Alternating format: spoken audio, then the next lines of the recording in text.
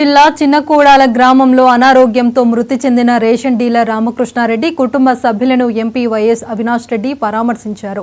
అనంతరం కూటమి ప్రభుత్వ వైఫల్యాలను మీడియా ముందు ఘాటుగా విమర్శించారు. కూటమి ప్రభుత్వం అధికారం కోసం సూపర్ 6 పేరుతో తప్పుడు హామీలు ఇచ్చి ఇప్పుడు అమలు చేయలేని చెప్పడం సిగ్గుచేటని అవినాష్ రెడ్డి ధ్వజమెత్తారు. ఇక టీడీపీ ఎన్నికల కోసం హామీలు ఇచ్చింది తప్ప అమలు చేయడం కోసం కాదని ఎంపీ అవినాష్ రెడ్డి ఎద్దేవా చేశారు.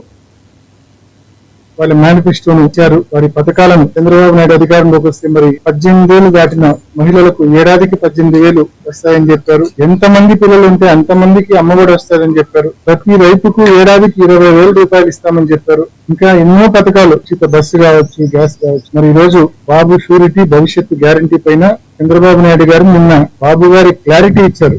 ఏ మాత్రం అంటే ఎన్నికల ముందు నేను చెప్పిన ఏ హామీలు కూడా అమలు చేయలేని నుంచి చంద్రబాబు నాయుడు గారు ఈ రోజు ఏదో అప్పులు అనేది ఇప్పుడే పుట్టినట్టు 2019లో జగన్మోహన్ రెడ్డి గారు పవర్ లోకి వచ్చేటానికి కూడా రాష్ట్రంలో అప్పటికే 5 లక్షల కోట్ల అప్పు ఉంది. చంద్రబాబు నాయుడు గారు చేసిన అప్పు పైపెచ్చు ఆనాడు బడ్జెట్ లో జగన్మోహన్ రెడ్డి గారు ప్రమాణ స్వీకారం చేసి నాటికి ఉంది కేవలం 100 కోట్ల రూపాయలు మాత్రమే ఆ రోజు ఖజానాలో ఉంది. ఆ పరిస్థితుల్లో పవర్ లోకి వచ్చిన జగన్మోహన్ రెడ్డి గారు 5 సంవత్సరాల్లో మధ్యలో 2 సంవత్సరాలు కోవిడ్ తో రాష్ట్ర ప్రభుత్వానికి రాబడి రాకపోయినా ఎన్ని ఇబ్బందులున్నా ఇచ్చిన ప్రతి వాగ్దానాన్ని అమలు చేసినారు. వైఎస్ఆర్ ఆసరా ఇచ్చారు, చేయూత ఇచ్చారు, అమ్మఒడి ఇచ్చారు.